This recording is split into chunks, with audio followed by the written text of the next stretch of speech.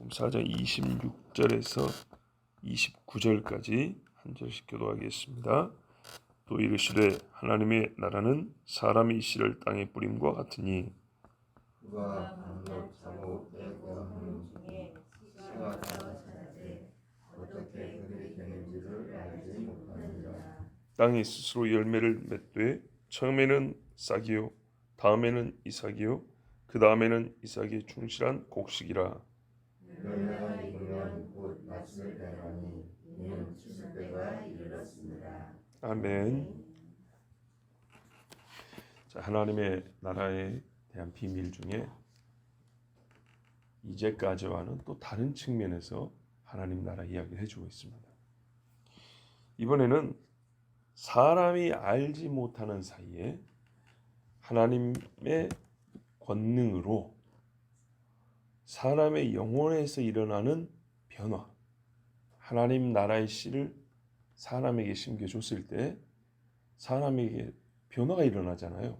그 변화가 누구에 의해서 일어나느냐라는 측면에서 하나님 나라 이야기를 해줍니다. 그리고 내일이 아닐 수도 있고 그 다음에는 30절을 여기서는 또 어떻게 돼 있냐면 그 일이 얼마나 크냐, 어느 정도로 광대한 일일 수 있는 것이냐, 이 땅에 하나님 나라가 전해지고 나서 그게 얼만큼 크게 확산이 되고 많은 사람이 그 나라의 백성이 될 수 있고 그 나라의 힘과 영광이 얼마나 크게 임할 것이냐를 말씀해 주고 있습니다. 즉 우리가 하나님 나라 처음 이야기부터 여기까지 계속 이어지고 있는데 하나님 나라는 대주제지만 소주제는 각기 다릅니다. 그래서 소주제가 각기 다르단 말은 같은 표상의 언어가 쓰이더라도, 즉 씨라는 말이 똑같이 쓰이더라도 어제 말한 씨의 의미하고 오늘의 말한 씨의 의미가 다를 수도 있고 어제 말한 땅하고 오늘 말한 땅하고 다를 수도 있다는 겁니다. 크게 오늘 같은 경우는 땅의 의미가 달라요. 자, 예를 들면 우리가 처음 비유를 들을 때는 4장에 땅이 4가지 종류가 나왔죠. 사람 이야기죠. 그렇죠? 땅이 4가지 종류. 즉 사람의 마음이 천국의 비밀을 받을 때 크게 이렇게 4가지로 대별되는 마음 상태. 그걸 우리가 말할 때 땅으로 비유했죠. 본문에서 땅은 역시 사람이라고 볼 수 있냐? 그런 뜻이 아닙니다. 본문에서 땅은 사람이 아니고 여기서는 말할까요? 씨가 사람이, 꼭 그렇게도 볼 수 있는 말씀입니다. 자, 일단 들어보면 이해가 될 테니까 한번 내용을 보겠습니다. 사람이 씨를 땅에 뿌렸어요. 하나님의 나라는 또 하나님 나라 이야기죠. 그러니까 계속 이어지고 있습니다. 사람이 씨를 땅에 뿌림과 같으니 하고 어떤 사람이 이제 씨 뿌리는 이야기를 먼저 한번 들어보세요. 비유니까 이 비유가 씨를 뿌렸는데 사실상 뿌린 다음에 한 일이 없대요. 한 일이 없는데 어느새 추수하기까지 잘한다는 거예요. 이게 비유의 내용입니다. 이걸 갖고 하나님 나라 이야기를 우리가 이해를 해야 되는 거예요. 자, 27절 보세요. 뿌렸더니 그가 밤낮 자고 깨고 하는 중에 씨가 자라되 어떻게 그리 되는지를 알지 못하느니라. 씨는요 땅에 뿌려지면 자라요. 자라지 못하게 하는 것이 없는 한 무조건 자라요. 그죠? 무조건 자라요. 올라오다가 죽어버리든지 올라오다가 시들시들 하든지 뭐 어쨌든 간에 나요.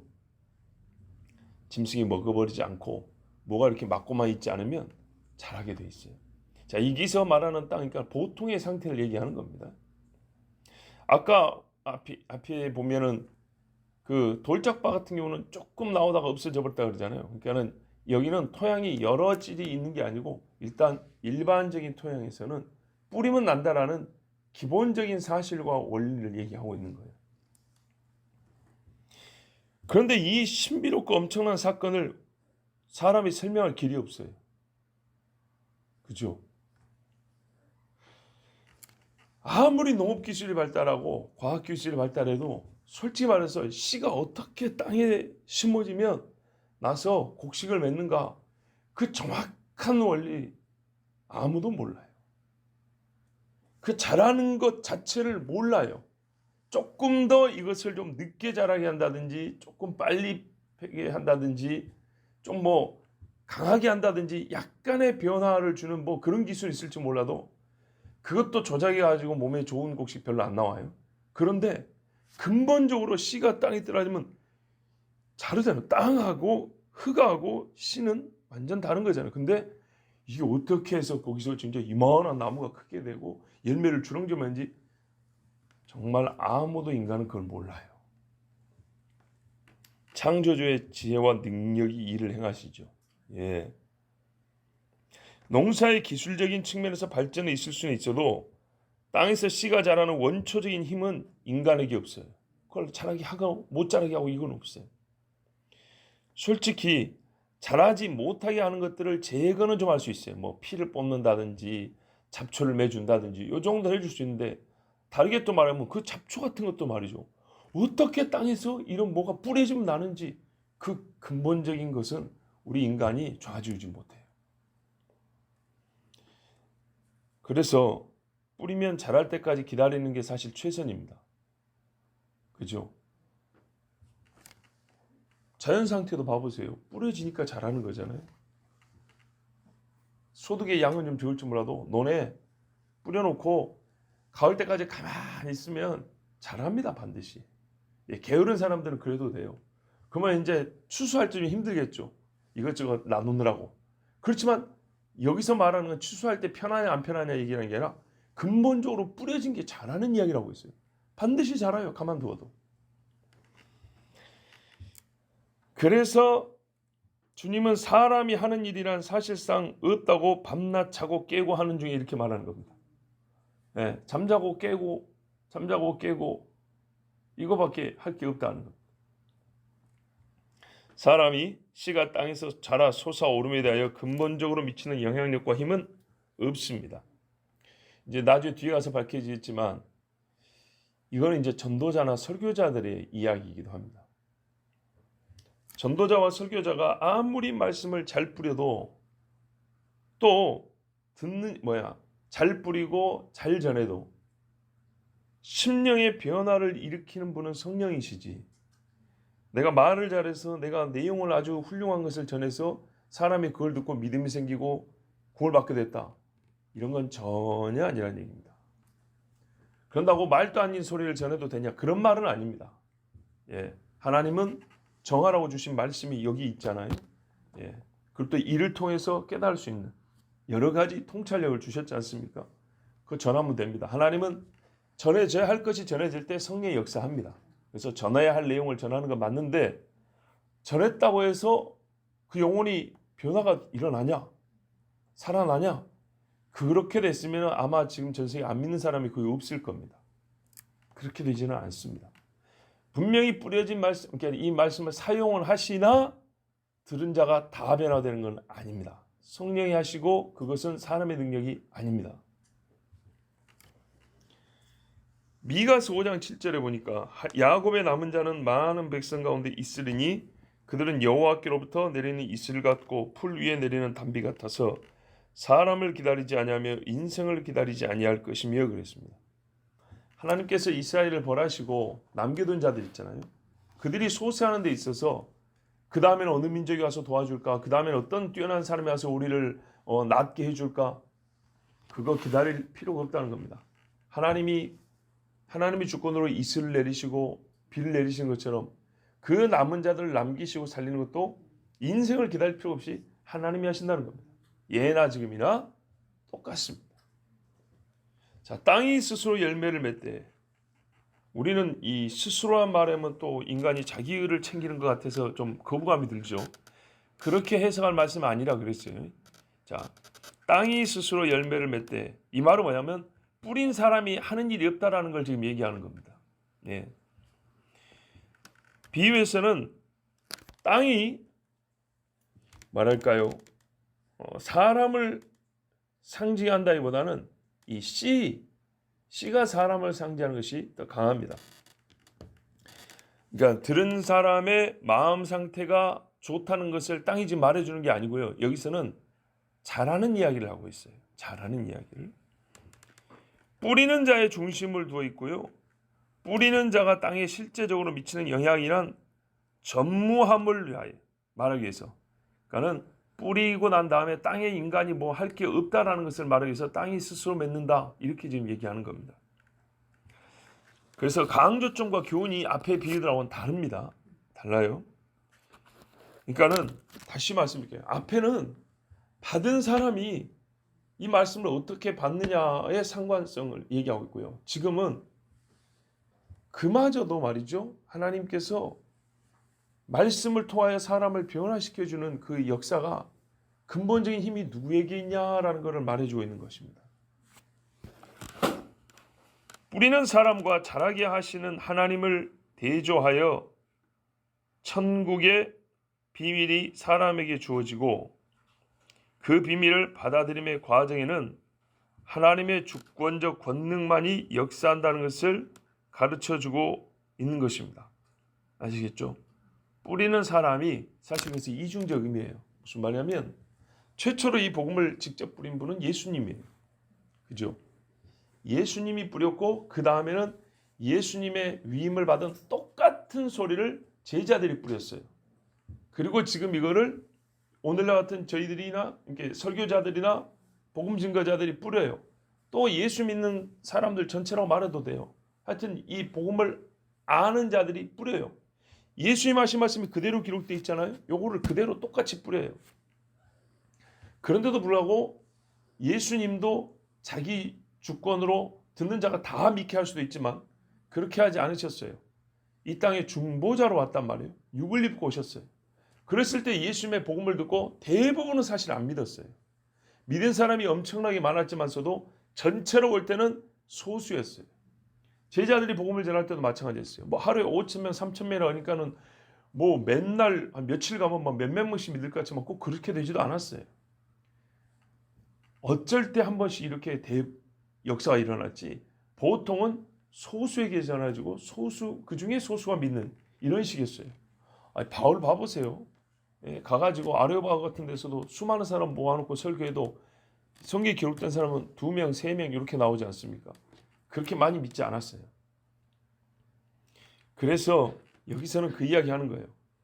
뛰어난 사람이라 할지라도 뿌렸을 때에 과연 그 중에 돌아오는 자가 몇 명 있는데 그 돌아옴이 만약에 뿌리는 자의 능력에 의하여 가능했다면 몇 명만 왔겠냐? 다 와야지. 왜? 말할 때 동시에 여러 권능으로 나눠서 말하지는 않잖아요.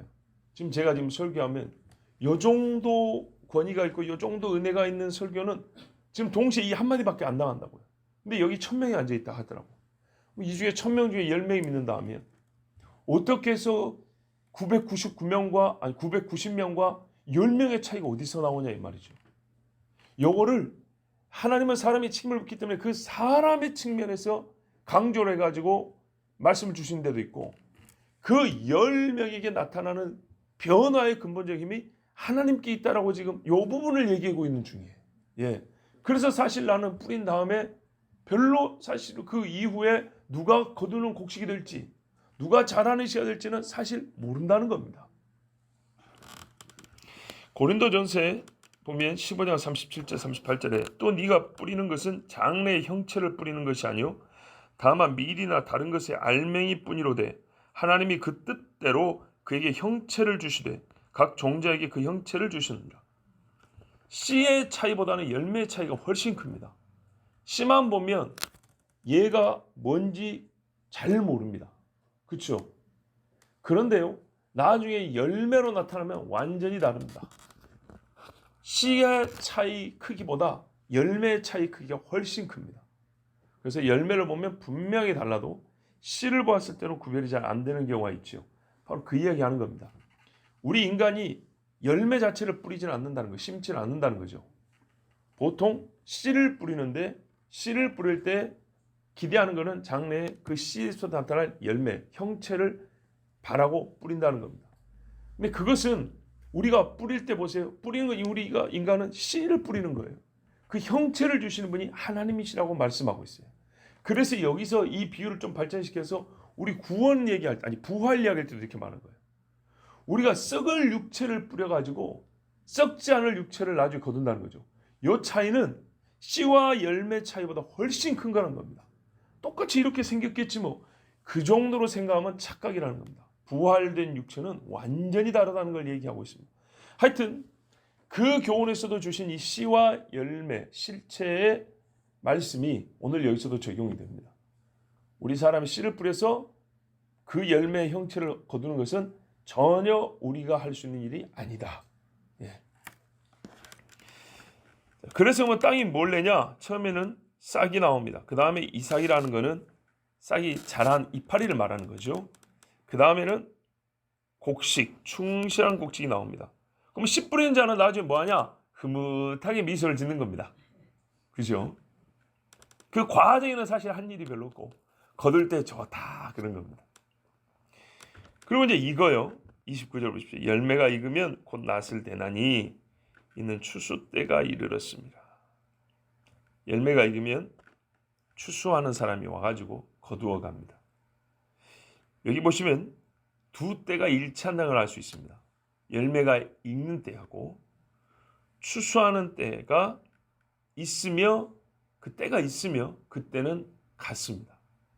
개인에게도 적용이 되지만 이제 이거는 전 세계적으로 우리가 스케일을 넓혀서 보면 추수 때로 하는 마지막에 우리 하나님이 익은 곡식들을 거두어 갑니다. 누구를 보내서 거두어 가죠? 천사들을 통하여 거두어 가죠. 자, 이것도 예수님이 사마리아에서 말씀할 때는 또 조금 다릅니다. 무슨 말이냐면 여기는 잠재적인 추수할 곡식을 얘기하는 겁니다. 지금 예수님 복음 듣지도 않았어요. 아직 믿은 사람이 별로 없어요. 그런데 보라 추수하게 되었다. 희어졌도다. 믿는 사람이 뭐 한 몇천 명이나 나와야지요. 그죠? 그런 상황도 아니지만 이거는 여기에 지금 씨를 뿌리면 일어날 곡식들을 보시고 추수할 거는 많은데 사람이 없다. 추수할 일꾼들을 보내달라. 여기는 복음 증거자를 얘기하는 겁니다. 그러니까 똑같은 단어가 나왔다고 해서 똑같게 해석을 하면 안 되는 겁니다. 근데 이게 이제 보통 신천지식입니다. 예, 그러면 해석이 쉽긴 해요. 같은 단어가 출애굽기에 나오든 요한복음에 나오든 같이 풀어버리면 되는 겁니다. 예, 출애굽기에 보면 구름 많이 나오죠. 그 구름이 마태복음에 변화사로도 나오죠. 그죠? 예, 구름이 둘러서 안 보이게 되었더라. 그 구름 똑같이 풀어버리면 얼마나 쉽겠어요. 그러나 그러면 틀리다는 얘기입니다. 예. 또 그 정도는 양반이에요. 저 뒤에 가면 구름같이 허다한 증인들이 있으니 할 때 그 구름을 똑같이 풀면 돼요, 안 돼요? 안 되죠. 어느 한쪽을 일방적으로 적용할 수밖에 없습니다. 마음에 드는 거. 예. 여호와의 영광을 나타내는 구름. 이거를 모든 구름에 다 적용해 버리든지. 아니면 엄청난 수라는 것을 말하는 구름같이 허다한 증인. 요 구름을 엄청난 수라는 것으로 그냥 일관성 있게 한다고 싹 적용해 버리든지. 요렇게 하면 성경 해석이 엉망진창이 돼 버립니다. 본문은 그러지 마라 그러죠. 왜요? 이미 본문 안에 그 해석의 틀을 가르쳐 주잖아요. 출애굽기 같은 경우는 구름이 내려 산을 덮었으니 이는 여호와께서 자기를 가리고 사람들은 등이 올라오지 못하게 하려 합니다. 저기 뒤에는 뭐래요? 구름같이 뒤에 보자. 허다한 증인 이렇게 돼 있잖아요. 허다하다는 것을 비유하여서 구름을 썼다는 분명히 본문이 그랬잖아요. 이렇게 하면 얼마나 쉽습니까? 그런데 단어 대 단어로 그렇게 풀어버리는 경우가 있습니다. 이러는데 그거를 논리적이라고 쫓아가는 지식인들이 많아요. 자, 이게 우리 인간의 어리석음입니다. 하여튼 이렇게 아주 푸는데 이 천국 비유는 말이죠.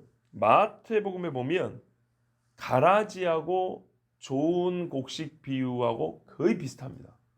그 비유에서 가라지만 빼면 나머지 구조가 사실상 같습니다. 그러니까는 가라지 부분을 기록하지 않고 마가복음에 썼다고 해도 과언이 아닙니다. 아시겠죠? 자, 여기에 뭐만 추가되면 되냐면, 자, 사람이 아까 그랬잖아요. 일반적인 상황을 얘기한 거로 땅에 씨를 뿌리면 때가 되면 곡식이 거둔다.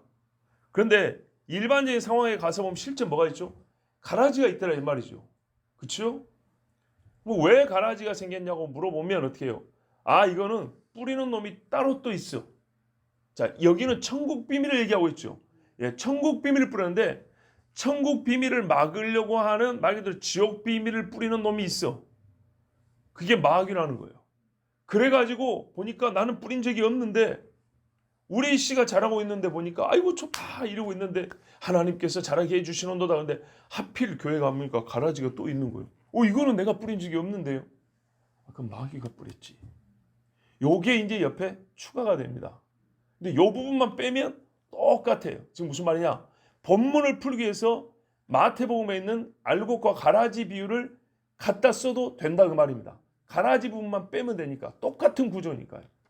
자, 마태복음 13장 30절에 보면 마태복음 13장을 보면 이 씨 뿌리는 이야기가 그대로 나와요. 자, 씨를 뿌렸어요.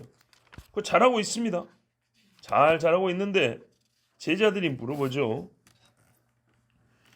아니, 그 뭡니까? 24절부터 볼게요. 예, 좋은 땅, 가시떨기, 아니 가시밭 요 네 가지 토질 이야기는 마태복음에도 똑같이 그 앞에 나옵니다. 마가복음 좀 똑같이 나오고 그 다음에 마태복음에는 그 비유에 바로 이어서 예수께서 그들 앞에 또 비유를 들어 이르시되 천국의 좋은 씨를 제 밭에 뿌린 사람과 같으니. 그러니까 마태복음에는 천국의 씨가 네 가지 토양에 뿌려졌다라는 이야기를 한 다음에 바로 이어서 하니까 이게 천국 이야기라는 것이 이해가 되죠. 약간 다른 차원에서 땅과 씨 이야기를 하겠다는 게 바로 이어지죠. 자, 그래서 말하면 좋은 씨를 제 밭에 뿌린 사람과 같으니 땅도 괜찮아요. 여기서는 땅 이야기가 하려는 게 아니에요. 사람들이 잘 때 보세요. 여기도 보니까 밤낮 자고 일어나니까 씨가 자란다 그랬죠. 잘 때 그러니까 처음에 뿌린 천국의 씨가 자랄 때 원수가 왔고 그 원수가 와서 곡식 가운데 가라지를 덧뿌리고 갔더니 이게 문제입니다.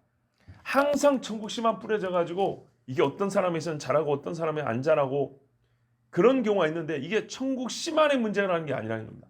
가라지도 이 문제가 함께 동반된다는 것을 우리에게 얘기해 줍니다. 싹이 나고 결실할 때에 가라지도 보이거늘 집 주인의 종들이 와서 말하되 주여 밭에 좋은 씨를 뿌리지 아니하였나이까. 그런데 가라지가 어디서 생겨나니까. 자, 이 와중에 뿌린 우리가 뭐 해줬다는 이야기는 없어요. 똑같은 겁니다. 밤낮 자고 일어나고 이것밖에 없습니다. 그런데 가라지는 우리가 뿌린 적도 없는데 어디서 났습니까 했더니 주인이 이르되 원수가 이렇게 하였구나. 자, 원수도 이 일을 해요. 똑같이 뿌려요. 원수도 가라지를 뿌리고 우리는 좋은 씨를 뿌리고 밤낮 자고 이런 건 똑같은데 그러니까 나중에 이러니까 두 가지가 똑같이 자라 있는 거죠. 종들이 말하되 그러면 우리가 가서 이것을 뽑기를 원하시나이까. 가능하대요. 뽑으려면 가능하대요.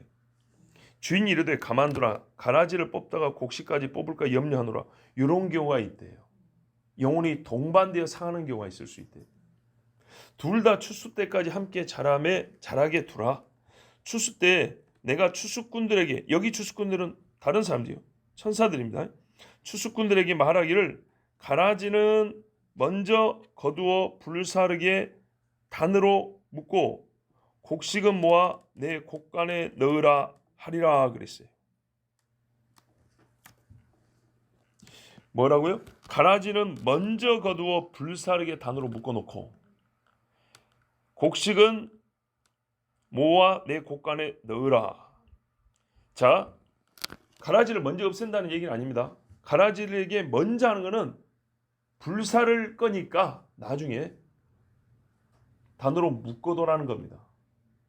묶어만 두는 겁니다. 이게 가라지에게 먼저 합니다. 하나님이. 그 다음에 곡식을 베서 곡간에 드립니다. 그리고 남아있는 가라지를 불질러 버립니다. 이게 마지막 추수 때 하는 일이라는 겁니다. 이게 이 비유가 이제 좀 궁금했어요. 그랬더니 제자들이 궁금해서 36절에 가니까 그 뒤에도 비유가 또 있는데 그 네 가지 토질의 비유가 궁금했던 것처럼 이것도 잘 이해가 안 되는 거예요. 다른 비유에 비해서 잘 이해가 안 되는 거예요. 똑같이 땅도 나오고 똑같이 씨도 나오는데 앞에 거하고 다른 것 같단 말이죠. 앞에 것도 이해가 안 되더니 이것도 이해가 안 돼. 그래서 몇 가지 비유가 지나간 다음에 요 비유를 물어봐요. 36절을 보면 마태복음 13장 36절 보면 이에 예수께서 무리를 떠나서 집에 들어가시니 제자들이 나와서 이르되 밭에 가라지의 비유를 우리에게 설명하여 주소서. 이것도 잘 이해가 안 되었고 설명 좀 해주십시오 했더니 대답하여 이르시되 좋은 씨를 뿌리는 이는 인자요. 야, 인자가 뿌렸다는 겁니다. 그리고 예수의 말씀을 예수님이 뭐라면 너희는 가서 모든 백성이 내가 너희에게 분부한 것을 가르치셨으니 이건 나중에 이제 사도들이라고 해도 돼요. 예수님 했잖아요. 사도들을 핍박하는 것이 나를 핍박하는 거라 또 이렇게 말씀했죠. 선생과 제자는 같다 했어요. 뭐에서요? 그 가르치는 내용에 대해서 같은 겁니다. 또 뭐라면 밭은 세상이요. 보세요. 그러니까 여기서 밭은 땅은 개인으로 생각하면 안 된다 그랬죠. 예, 일반적인 세상을 말합니다. 그러니까 보통의 세상에서 보통의 모든 사람들에게 뿌리는 거예요. 그런데 좋은 씨는 천국의 아들들이요. 보세요. 천국의 비밀을 뿌렸는데 이게 가만히 있는 게 아니고 천국의 비밀이 역사에서 자라는 일이 있죠. 그래서 여기서는 이 씨가 이제는 어떻게 되냐면 천국의 아들들, 천국의 말씀을 읽고 자라는 사람으로 또 이렇게 상징이 돼요. 천국의 씨는 천국의 아들들이요. 가라지는 악한 자의 아들들이요. 자 보십시오. 가라지도 씨를 뿌렸겠죠. 그렇죠? 그러니까는 처음부터 태어날 때부터 지옥 백성으로 태어난 사람, 그 사람을 뿌렸다는 얘기가 아니에요. 지옥 이야기를 뿌렸어요. 지옥에 속한 것들을 사람에게 뿌렸다고 이 세상에 뿌렸더니 그것을 받아갖고 자라는 사람들이 있어요. 그래서 그 씨와 그것을 듣고 자라는 사람, 그러니까 그 씨가 두 가지 의미인데 지옥의 이야기와 지옥의 이야기를 듣고 자라는 사람을 함께 말하고 역시 씨도 천국의 이야기와 천국의 이야기를 듣고 그 말씀대로 자라는 사람 이 두 가지를 다 이야기하는 겁니다. 자 이렇게 악한 자의 아들들이요 가라지를 뿌리는 원수는 마귀요 추수 때는 세상 끝이요 추수꾼은 천사들이니 그러니까 사마리아하고 다르죠? 사마리아인은 복음 증거할 사람들 얘기한다고 했고요. 그런즉 가라지를 거두어 불에 사르는 것 같이 세상 끝에도 그러하리라. 인자가 그 천사들을 보내리니 그들이 그 나라에서 모든 넘어지게 하는 것과 또 불법을 행하는 자들을 거두어내어 요게 가라지입니다. 영혼을 넘어지게 하는 자가 가라지고요.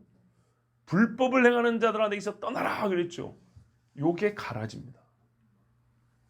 풀무불에 던져 넣으리니 거기서 울며 이를 갈게 되리라. 그때 의인들은 좋은 씨는 나중에 의인들이라고 불려지는 사람들입니다. 의인들은 자기 아버지 나라에서 해와 같이 빛나리라. 귀 있는 자는 들으라. 귀 있는 자는 들으라가 여기도 있네요.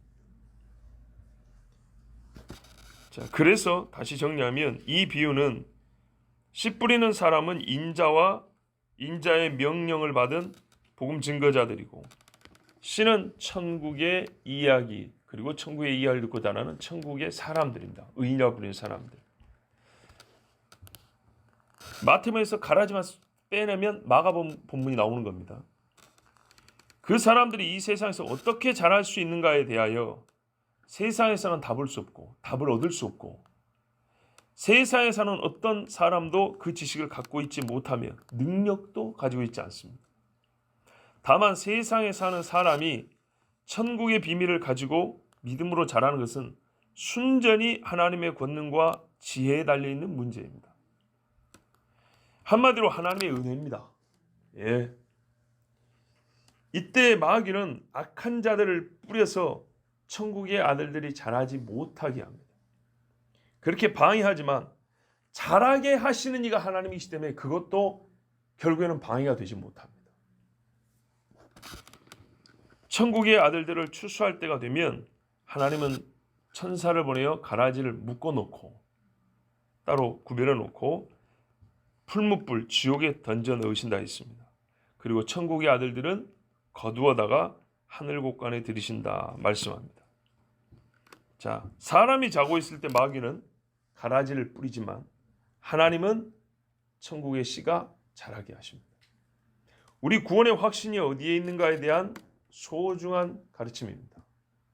우리 구원이 확신할 수 있는 것은 하나님께서 자라게 하신다.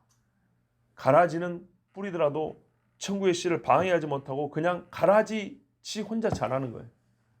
하나님께서 자라게 하시는 좋은 씨는 반드시 성장하여 열매를 맺고 맙니다. 그런데 이제 이거를 또 다르게 얘기를 하면 어떻게 할 수 있겠어요? 가라지와 좋은 씨 사이에서 같은 땅에서 크니까 다툼이 있겠고 갈등이 있겠고 뭐가 있을까요? 서로 부비고 상하는 것들이 좀 있겠죠.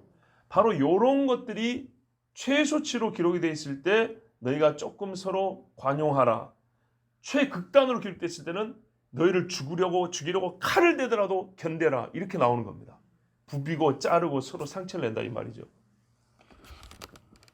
그러니까는 천국을 하나로 다 설명을 못 해준 것처럼 이 땅의 신앙인들의 신앙 여정도 한마디로 하나의 비유로 다 설명이 안 됩니다.